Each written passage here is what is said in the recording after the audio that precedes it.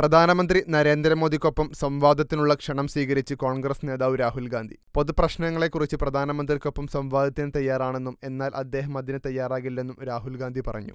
മോദിയെയും രാഹുൽ ഗാന്ധിയെയും സംവാദത്തിന് ക്ഷണിച്ചുകൊണ്ട് മുതിർന്ന മാധ്യമപ്രവർത്തകൻ എൻ റാമും സുപ്രീംകോടതി മുൻ ജസ്റ്റിസ് മദൻ ലോകൂറും ഡൽഹി ഹൈക്കോടതി മുൻ ചീഫ് ജസ്റ്റിസ് അജിത് പി ഷായും കത്തയച്ചിരുന്നു. ലക്നൌവിൽ നടന്ന രാഷ്ട്രീയ സംവിധാൻ സമ്മേളൻ എന്ന റാലിയിൽ പങ്കെടുക്കവെ കത്തിനെക്കുറിച്ചുള്ള ചോദ്യത്തിന് മറുപടി നൽകുകയായിരുന്നു രാഹുൽ ഗാന്ധി. പൊതുപ്രശ്നങ്ങളെക്കുറിച്ച് പ്രധാനമന്ത്രിയുമായി ഏത് വേദിയിൽ വേണമെങ്കിലും സംവാദത്തിന് ഞാൻ 100% തയ്യാറാണ്. പക്ഷേ അദ്ദേഹം എൻ്റെ കൂടെ സംവാദത്തിനിരിക്കില്ലെന്ന് 100% എനിക്കുറപ്പാണ്.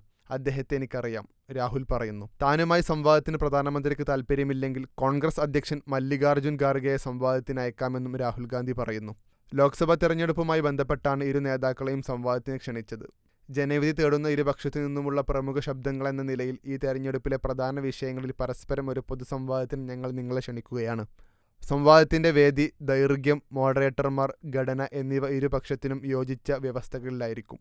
അഭ്യർത്ഥന നിങ്ങൾ ക്രിയാത്മകമായി പരിഗണിക്കുമെന്ന് ഞങ്ങൾ വിശ്വസിക്കുന്നു. പക്ഷാപാതരഹിതവും ഓരോ പൗരൻ്റെയും താൽപ്പര്യവും മുൻനിർത്തിയാണ് തങ്ങൾ ഈ നിർദ്ദേശവുമായി നിങ്ങളെ സമീപിക്കുന്നതെന്നും 18ാം ലോക്സഭയിലേക്കുള്ള പൊതു തെരഞ്ഞെടുപ്പ് പ്രക്രിയ ഇതിനോടകം തന്നെ പകുതി കഴിഞ്ഞെന്നും കത്തിൽ സൂചിപ്പിക്കുന്നു.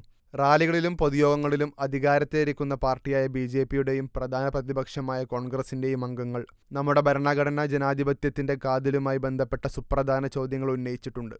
സംവരണം, അനുച്ഛേദം 370, സമ്പത്തിന്റെ പുനർവിതരണം തുടങ്ങിയവയിൽ കോൺഗ്രസിനെ പ്രധാനമന്ത്രി പരസ്യമായി വെല്ലുവിളിച്ചു. തെരഞ്ഞെടുപ്പ് പ്രകടന പത്രികകളെക്കുറിച്ചും ഭരണഘടനാപരമായി സംരക്ഷിക്കേണ്ട സാമൂഹിക നീതിയെപ്പറ്റിയുള്ള നിലപാടുകളെക്കുറിച്ചും ഇരുപക്ഷവും പരസ്പരം ചോദ്യങ്ങൾ ഉന്നയിച്ചു. പൊതുജനങ്ങളെന്ന നിലയിൽ ഞങ്ങൾ ഇരുവശത്തു നിന്നും ആരോപണങ്ങളും വെല്ലുവിളികളും മാത്രം കേട്ടതിൽ ആശങ്കയുണ്ട്. അർത്ഥവത്തായ പ്രതികരണങ്ങളൊന്നും കേട്ടതുമില്ല. നമുക്കറിയാവുന്നതുപോലെ ഇന്നത്തെ ഡിജിറ്റൽ ലോകത്തിന്റെ തെറ്റായ വിവരങ്ങളും കൃത്രിമത്വവും നിറഞ്ഞ പ്രവണതയുണ്ട്. ഈ സാഹചര്യത്തിൽ ചർച്ചയുടെ എല്ലാ വശങ്ങളെക്കുറിച്ചും പൊതുജനങ്ങൾ നന്നായി ബോധ്യമുള്ളവരാണെന്ന് ഉറപ്പാക്കേണ്ടത് പ്രധാനമാണ്. ഇങ്ങനെ കത്തിൽ സൂചിപ്പിക്കുന്നു. ഈ സംവാദത്തെ അഭിസംബോധന ചെയ്യാൻ മോദിക്കും രാഹുലിനും അസൗകര്യമുണ്ടെങ്കിൽ ഒരു പ്രതിനിധിയെ നാമനിർദ്ദേശം ചെയ്യാമെന്നും നിർദ്ദേശിച്ചാണ് കത്ത് അവസാനിപ്പിക്കുന്നത്.